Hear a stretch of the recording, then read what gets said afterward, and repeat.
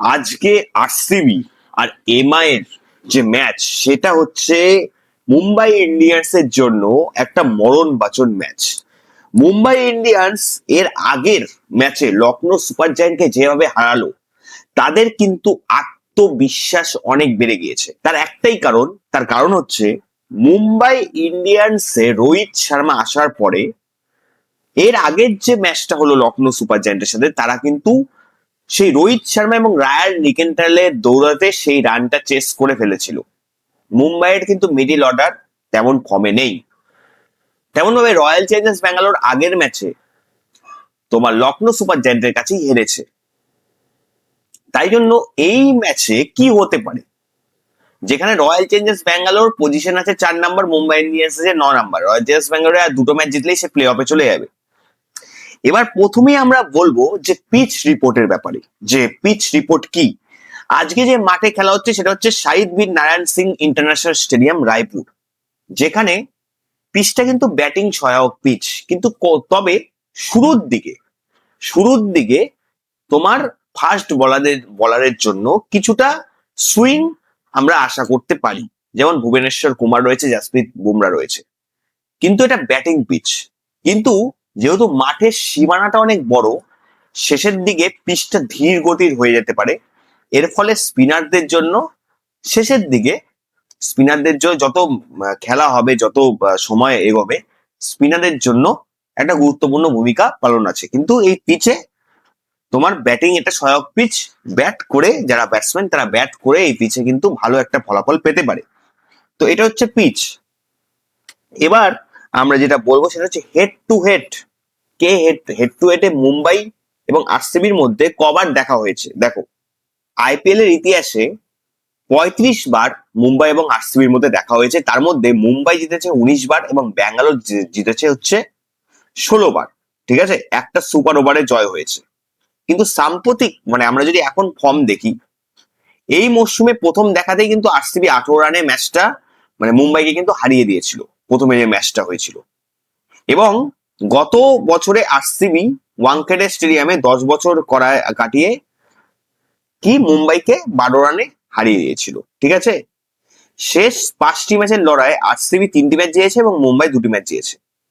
তার মানে যেহেতু পয়েন্টস টেবিলে আমাদের আরসিবি এগিয়ে, সেই জন্য আরসিবি কিন্তু এই ম্যাচে জেতার সম্ভাবনাটা বেশি। ঠিক আছে, তারপরে আমরা বলবো যে কি প্লেয়ার কি হয়ে চলেছে, কোন কোন প্লেয়ার এই ম্যাচে ভালো পারফর্ম করতে পারে।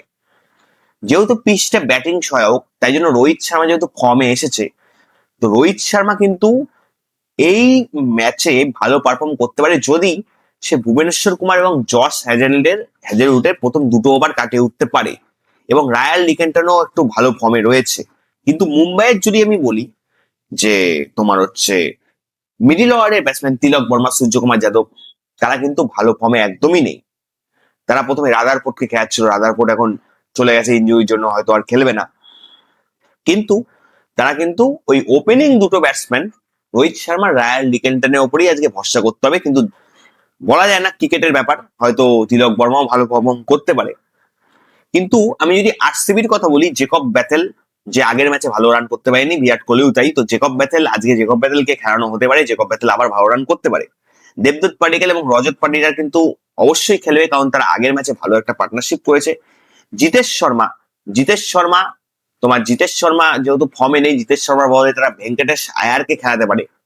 বা আরেকটা প্লেয়ার রয়েছে, সেটা হচ্ছে তোমাদের আমি বলে দিই, সেটা হচ্ছে জর্দান কক্স, উইকেট কিপার।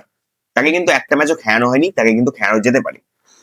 এবং Kunal Pandya, Romario shepherd, Bhubaneswar Kumar, Hazlewood এবং রাশিক সালামকার আগের ম্যাচে খেয়েছিল, তাদের খেলানো যেতে পারে। এটা আমাদের প্লেইং 11 হচ্ছে, সেটা হচ্ছে মুম্বাইয়ের ক্ষেত্রে যদি আমরা বলি, মুম্বাইয়ের ক্ষেত্রে যে প্লেইং 11 সেটা হচ্ছে Ryan নিকেলটন, Rohit Sharma, Suryakumar Yadav, Tilak Varma, নামানদীর, will Jacks, Corbyn boss, Dipak Chahar, Jasprit Bumrah, M গাজানপর এবং শার্দুল ঠাকুর।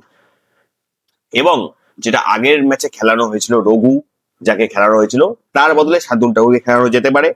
এবং রাদারফোর্ডকে খেলানো যেতে পারে, বা রাজ বাওয়া যাকে আগের ম্যাচে খেলানো হয়েছিল তাকেও খেলানো যেতে পারে।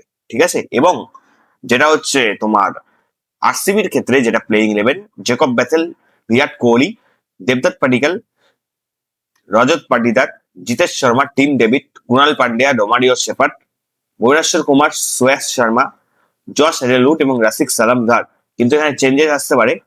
জিতেশ শর্মার বদলে হতে পারে ভেঙ্কটেশ আয়ার, জেকব বেথেলে হতে পারে করবিন বক্স। ঠিক আছে। এবং আর মোটামুটি সব ঠিকঠাক আছে। এবার এই টিম নিয়ে দেখা যাক কে যেতে। আমার যদি পার্সোনাল মতামত, আমার মনে হচ্ছে মুম্বাই জিতবে। তার কারণ মুম্বাই এখন মরিয়া হয়ে উঠেছে ম্যাচ জেতার জন্য, এবং রোহিত শর্মা যেহেতু ফর্মে ফিরে এসেছে, আর তোমরা জানো যে রোহিত শর্মা ফর্মে ফিরে আসলে সে কি কি করতে পারে। তো আশা করি আজকের এই প্রেডিকশনটা তোমাদের অবশ্যই ভালো লাগলো, এবং অবশ্যই তোমরা যদি চ্যানেল নতুন হয়ে থাকো চ্যানেলটাকে সাবস্ক্রাইব করে দিও। আজকের মতো ভিডিওটা এখানে শেষ করছি।